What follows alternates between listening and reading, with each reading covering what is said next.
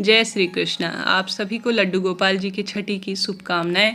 आपके प्रश्न आ रहे हैं दीदी, छठी का जो है हमें पूजन कब करना है, साथ ही कैसे किया जाता है, क्या हर बार छठी मनाना जरूरी है और साथ ही इस दिन क्या उपवास किया जाता है, इसके नियम बताइए। तो यह जानकारी उसी पर आधारित है, ध्यान से सुनिएगा और अंत तक बने रहिएगा। जैसे कि आप जानते होंगे, जब हमारे घर में बच्चा जन्म लेता है तो छठे दिन छठी का जो है विशेष पूजन अर्चन किया जाता है। यह छठी माता को समर्पित होता है, जो कि छठी मैया बच्चों की रक्षक मानी जाती है, उनकी दुख तकलीफ को दूर करने वाली मानी जाती है। आप सभी भी लड्डू गोपाल को बाल गोपाल स्वरूप अपने बच्चे के स्वरूप में मानते हैं, तो आप सभी विशेष तौर पर लड्डू गोपाल की छठी करें। इसकी सरल प्रक्रिया है, कोई पैसा समय या ज़्यादा जो है ऐसा कोई दिक्कत की बात नहीं है। तो ऐसे में अगर सबसे पहला प्रश्न आता है कि दीदी क्या लड्डू गोपाल की हर बार छठी करना आवश्यक है। देखिए, सभी के क्षेत्र परिवार के अनुसार चीज़ें अलग होती हैं।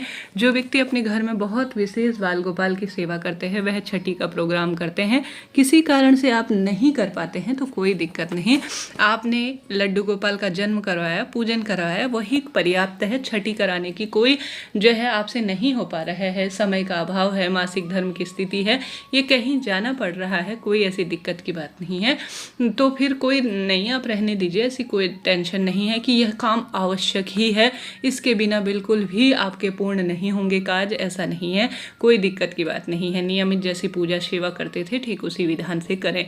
अब लड्डू गोपाल की छठी कब मनानी है? 2024 में 26 अगस्त 2024 के दिन हम सभी ने जन्माष्टमी मनाई। उसके बाद जो छठा दिन निकल कर आ रहा है वह 31 अगस्त 2024 का निकल कर आ रहा है।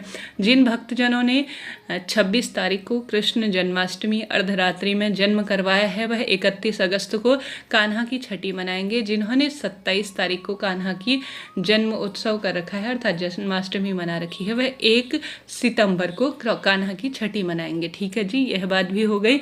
देखिए, मथुरा वृंदावन इत्यादि क्षेत्र में 27 को जो है कान्हा का जन्म करवाया गया था, जबकि हम सभी जो सामान्य स्वरूप में जो मानने वाले भक्त हैं उन्होंने 26 को कराया था। तो हमारे क्षेत्र में तो 26 तारीख को जिसने जन्म कराया है वह 31 तारीख को कान्हा की छठी मनाएंगे। इस दिन एक चाबी का सर्वश्रेष्ठ कार्य किया जाता है, कहा जाता है इससे कन्हैया आपके घर की सदा सर्वदा रक्षा करते हैं और बरकत भरने का कार्य करते हैं। वह है, आप सभी जब छठी मनाएंगे तो आवश्यक रूप से विशेष तौर पर कान्हा को अपने घर की चाबियों का छल्ला सौंप दीजिए, अर्थात उनके चरणों में रख दीजिए कि हे कान्हा जी, आप ही हमारे घर के सर्वे सर्वा हैं और इस घर का संपूर्ण कार्यभार आपके हाथ में है। इस घर की रक्षा करना, घर के सभी सदस्यों के जीवन में बरकत भरना और हमारे सर्वे सर्वा आप ही हैं, ऐसी प्रार्थना करते हुए उनके चरणों में अपने घर की पूरी चाबी सौंप दीजिए। जैसा कि इस दिन कान्हा की छठी बनाने का रिवाज है, इसमें सबसे पहले आप जो विशेष भोजन बनाएंगे वह है कड़ी चावल। पुआ पूड़ी बना सकते हैं, कड़ी चावल इस दिन विशेष बनता है। ऐसी मान्यता है छठी के दिन यह खिलाने से बहुत प्रसन्न हो जाते हैं हमारे बाल गोपाल। साथ ही लड्डू गोपाल, माखन मिश्री के लिए तो आप अपनी व्यवस्था अनुसार जो चीज़ें बनाना चाहें, 56 भोग वह सभी बना सकते हैं। कान्हा जी की छठी दोपहर बाद बनाने का विधान है, शाम को प्रदोष काल में देर रात्रि तक, आप जब भी समय हो तब कर सकते हैं, कोई दिक्कत नहीं। ऑफिस वगैरह जाने का रहता है तो सुबह भी कर सकते हैं। देखिए, शाम को कई भक्तजनों के ऑफिस रहते हैं।